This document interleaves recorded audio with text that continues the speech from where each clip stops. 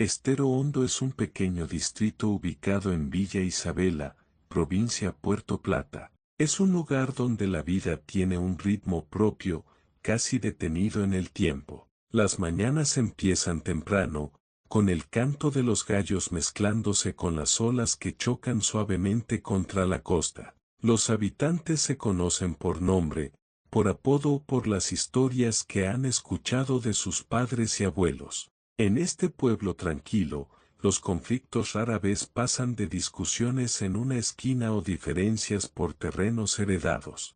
Es un sitio donde la confianza es una especie de moneda social. Aquí todos sabemos quién es quién, suelen decir los comunitarios.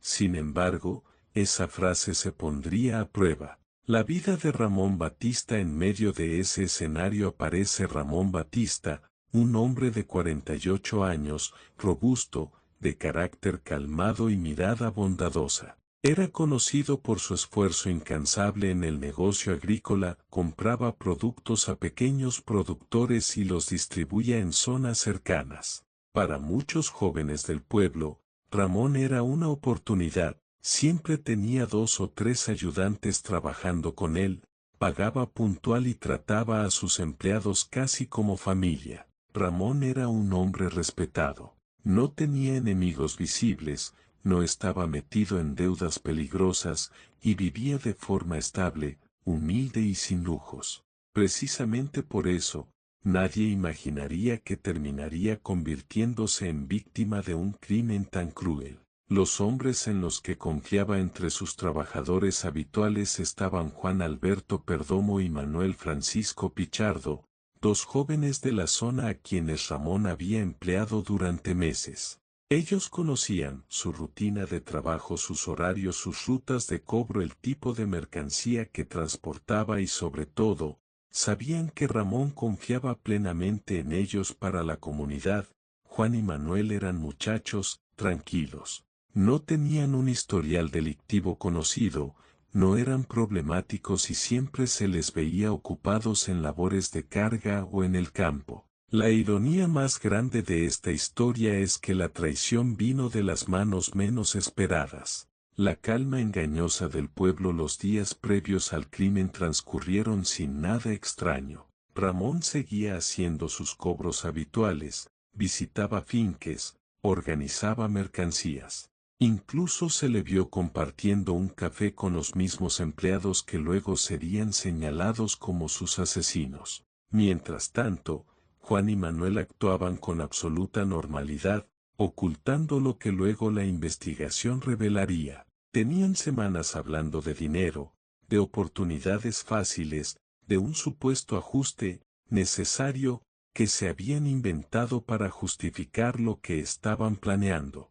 A ojos de todos, la vida seguía igual, pero para Ramón, sin saberlo, el tiempo empezaba a correr en su contra. La última semana antes del crimen, en los días previos, Ramón comentó a un conocido que tenía un cobro importante pendiente en una finca cercana. Ese dato, que pudo mencionarlo sin ninguna intención, sería determinante. Los 2 trabajadores lo escucharon y lo interpretaron como una oportunidad. En Estero Hondo, donde los ingresos son modestos y la pobreza empuja a algunos a malas decisiones, la tentación del dinero fácil puede transformarse en una sombra peligrosa. Y eso fue exactamente lo que ocurrió. El silencio antes del golpe. Así se vivía en Estero Hondo, un pueblo cubierto por una falsa calma, sin imaginar que estaba a pocos días de presenciar uno de los crímenes más impactantes en la historia reciente del municipio. Un crimen motivado por la avaricia, ejecutado con sangre fría y marcado por la traición de 2 hombres que habían sido acogidos como parte de una pequeña familia laboral. La tormenta estaba por caer, y nadie estaba preparado. La noche del crimen cayó sobre Estero Hondo con la misma calma de siempre. El viento del Atlántico corría fresco y el silencio del campo solo era interrumpido por los grillos. Nadie imaginaba que esa tranquilidad estaba a minutos de romperse. Ramón Batista había terminado su jornada del día. Había recorrido varias finques para completar un cobro pendiente y ahora regresaba por un camino de tierra que siempre usaba, acompañado de sus dos empleados de confianza, Juan Alberto Perdomo y Manuel Francisco Pichardo. Ramón no lo sabía, pero esa ruta era precisamente la que ellos habían elegido, porque era apartada, oscura, y nadie pasaba por allí a esas horas. El plan que se gestó en silencio semanas antes, Juan y Manuel habían estado hablando de que Ramón guardaba demasiado dinero, que ese cobro tenía que ser grande, que con eso podían resolver muchas cosas. El dinero, mezclado con resentimientos infundados y ambiciones mal manejadas, terminó transformándose en una decisión criminal. No fue un arrebato, fue una traición premeditada. Según reveló luego la investigación, habían discutido cómo hacerlo, dónde interceptarlo, cómo evitar testigos, quién daría el primer golpe, cómo deshacerse de cualquier evidencia. Ese plan, frío y calculado, cobró vida esa noche. El momento exacto cuando llegaron al tramo más oscuro del sendero, Juan pidió detenerse un momento para revisar la carga. Ramón, confiado, accedió. Fue en ese instante que la traición salió de las sombras. Mientras Ramón revisaba la parte trasera del vehículo, Juan se acercó por detrás con un objeto contundente. El primer golpe cayó sin aviso. Un impacto seco, brutal. Ramón cayó de rodillas, desorientado, sin entender qué estaba pasando. Antes de que pudiera levantarse, Manuel lo atacó también, utilizando un arma blanca. Los golpes fueron rápidos, repetidos, guiados por la desesperación de dos hombres que ya habían cruzado un límite del que no podían regresar.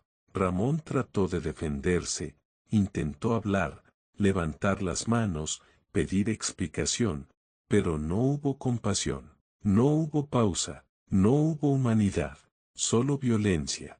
La segunda víctima no estaban solos. Un ayudante ocasional que acompañaba a Ramón esa noche fue testigo del ataque. Intentó huir al ver lo que estaba ocurriendo, corriendo hacia la maleza, pero Juan no alcanzó. La investigación reveló que la segunda víctima murió tratando de escapar, un acto desesperado que demuestra cuán inesperado fue todo para quienes realmente no tenían nada que ver. 2 vidas apagadas en menos de 10 minutos. 2 vidas aplastadas por la avaricia de quienes se alimentaron por meses del trabajo del mismo hombre que ahora estaban asesinando. La escena del crimen con los cuerpos en el suelo, los agresores quedaron en silencio, respirando agitadamente. No había marcha atrás. Arrastraron los cuerpos unos metros hacia el monte, dejando marcas en la tierra que luego serían clave para el Ministerio Público. En la oscuridad, intentaron borrar huellas, limpiar herramientas, esconder ropa, pero la noche no pudo ocultarlo todo. La violencia dejó rastros, manchas en los zapatos, huellas en el vehículo, un rastro de sangre en la ruta y lo más importante, la evidencia del vínculo laboral, que señalaba que solo personas cercanas podían haber tendido una emboscada de ese tipo. Después de eso, huyeron.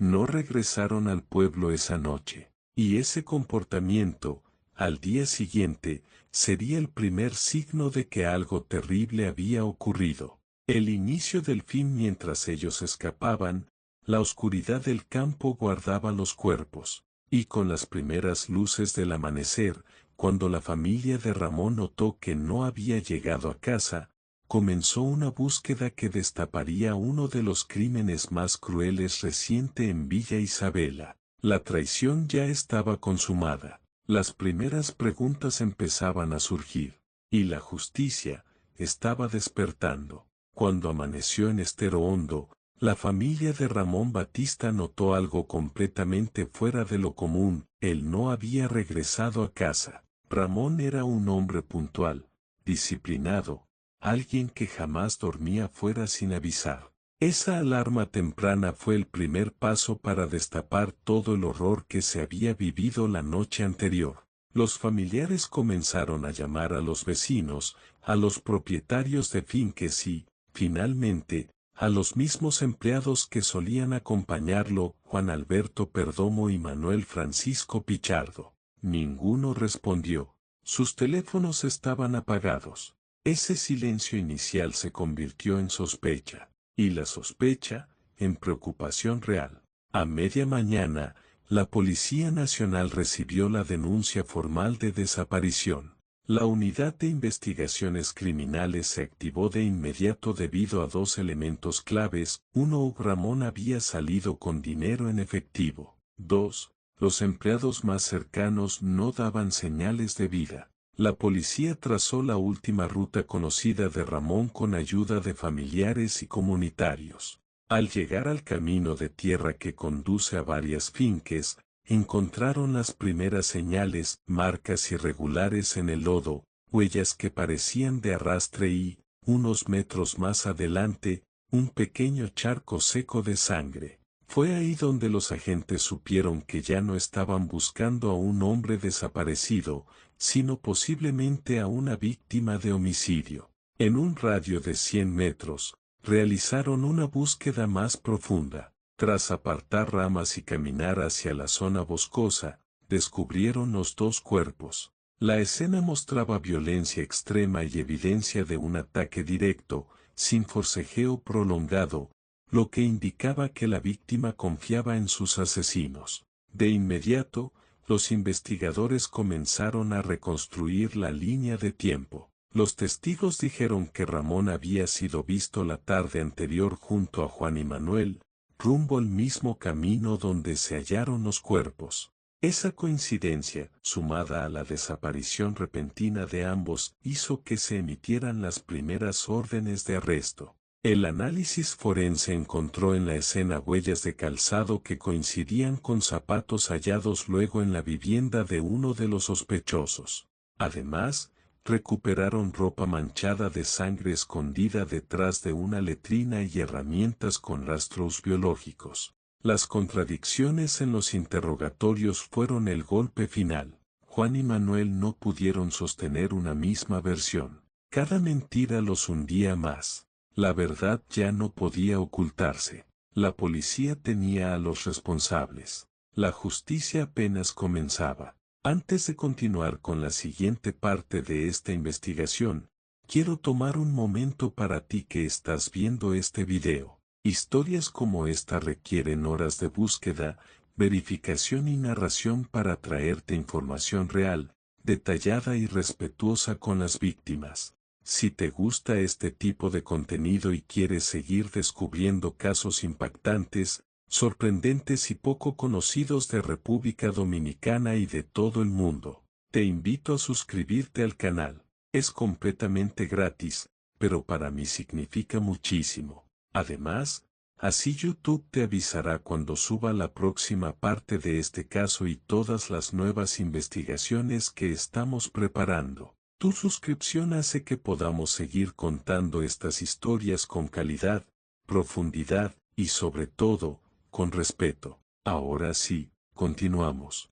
El descubrimiento de los cuerpos de Ramón Batista y su ayudante estremeció a Estero Hondo y a todo Villa Isabela. Pero lo que venía después sería igual de impactante, un proceso judicial donde cada detalle revelado en la sala confirmaba que no se trató de un crimen impulsivo, sino de una traición cuidadosamente planeada. El Ministerio Público formalizó cargos contra Juan Alberto Perdomo y Manuel Francisco Pichardo, quienes fueron arrestados a los pocos días del hallazgo. Ambos llegaron a la audiencia inicial con el rostro desencajado, pero manteniendo la misma estrategia, negar y contradecirse. Los fiscales presentaron un expediente extenso, recogido en tiempo récord, que incluía análisis forenses, testimonios, huellas, reconstrucción de la ruta y pruebas físicas encontradas en las casas de los acusados. El expediente hacía una sola cosa, cerrar cualquier posibilidad de que estos hombres escaparan a la justicia.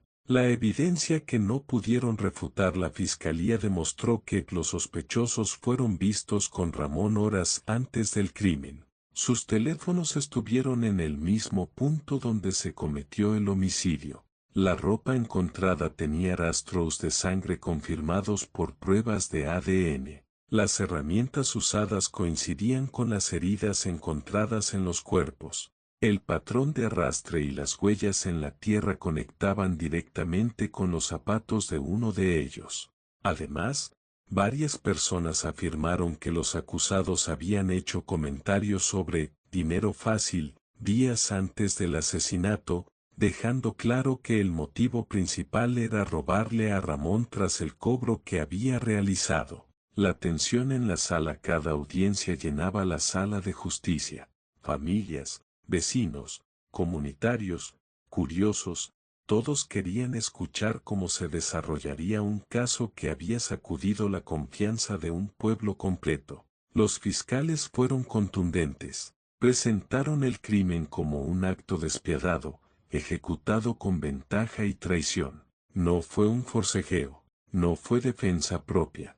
Fue un ataque planificado, cruel, donde dos hombres asesinaron a quien les tendió la mano. La defensa trató de argumentar que todo fue una discusión que se salió de control, pero las pruebas científicas y la brutalidad del crimen derrumbaron esa versión rápidamente. El veredicto, justicia con todo su peso tras semanas de proceso, los jueces emitieron la sentencia final. 30 años de prisión para cada uno, 60 años combinados. La decisión fue recibida con lágrimas, alivio y un silencio profundo entre quienes conocían a Ramón.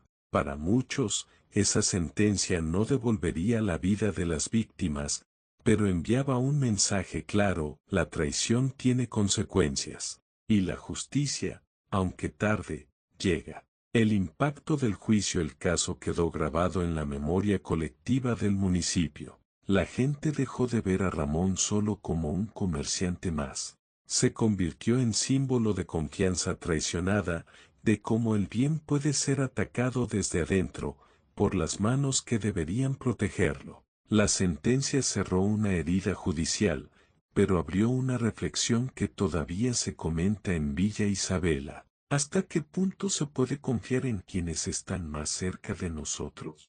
La confirmación de que el cuerpo encontrado en una cisterna abandonada pertenecía a Lidia del Carmen Mordán fue el punto final de una búsqueda que estremeció a todo Banau. Durante meses, la familia había mantenido la esperanza de encontrarla con vida, pero la realidad golpeó con una crudeza indescriptible. El barrio Prosperidad quedó paralizado por la noticia. Vecinos que habían participado en brigadas de búsqueda recordaban con dolor cada esfuerzo hecho, preguntándose en silencio si algo pudo haberse hecho antes para evitar aquel desenlace. La autopsia preliminar reveló signos compatibles con una muerte violenta, aunque aún no se especificaban públicamente los detalles exactos por lo delicado del caso. Esto llevó a las autoridades a reforzar la investigación alrededor de sus vínculos más cercanos, especialmente aquellos que ya habían sido señalados como sospechosos desde los primeros momentos, pero sin pruebas contundentes. El hallazgo del cuerpo cambió por completo el panorama. Ya no se trataba de una simple desaparición, sino de un homicidio que exigía respuestas inmediatas. La policía comenzó a reconstruir la línea de tiempo desde la última vez que Lidia fue vista con vida. Vecinos reportaron haberla visto conversando con un hombre cuya identidad aún no se revela oficialmente, pero que se convirtió en la figura central de la investigación. Rastrearon rutas, cámaras de seguridad, registros telefónicos y movimientos bancarios. También se enfocaron en la casa cercana donde se encontró la cisterna, una edificación abandonada que, según la comunidad, solía ser frecuentada por personas ajenas al barrio para actividades ilícitas. Este detalle aumentó la frustración de los residentes, quienes afirmaban haber reportado la inseguridad del lugar en varias ocasiones sin recibir atención.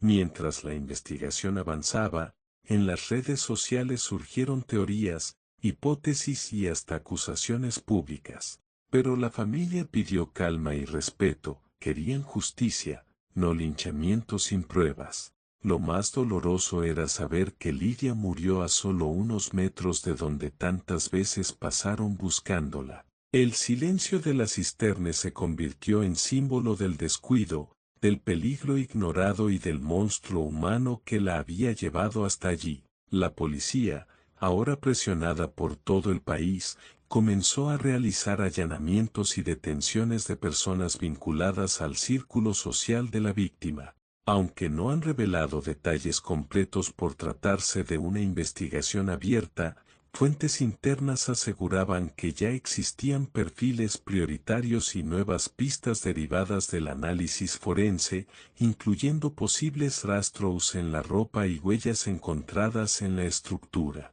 En paralelo, el país entero se volcó en indignación.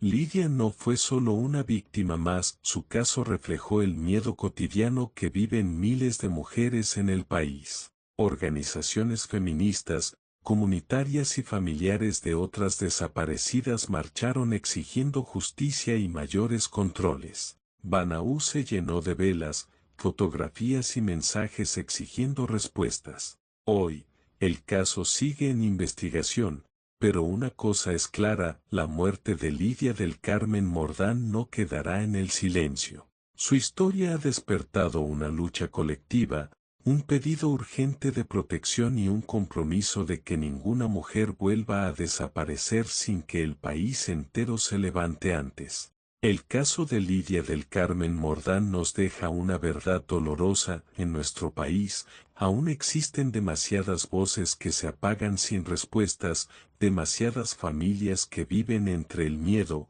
la incertidumbre y la injusticia. Su historia no es solo un relato policial, es un recordatorio urgente de que cada desaparición merece atención inmediata, de que cada mujer tiene derecho a vivir sin temor, y de que como sociedad tenemos la responsabilidad de no mirar hacia otro lado. Que esta investigación no quede solo como un contenido más en Internet, que sea un llamado a la empatía, a la acción y a la exigencia de un sistema que proteja, prevenga y responda. Lidia merece justicia. Su memoria merece ser honrada con verdad. Y mientras sigamos contando estas historias, seguiremos alzando la voz por quienes ya no pueden hacerlo. Si este tipo de investigaciones te importa y quieres apoyar el contenido que busca justicia y claridad, suscríbete al canal y activa la campanita. Tu apoyo hace posible que sigamos contando estas historias con respeto y profundidad. Estero Hondo es un pequeño distrito ubicado en Villa Isabela, provincia Puerto Plata. Es un lugar donde la vida tiene un ritmo propio, casi detenido en el tiempo. Las mañanas empiezan temprano, con el canto de los gallos mezclándose con las olas que chocan suavemente contra la costa. Los habitantes se conocen por nombre, por apodo o por las historias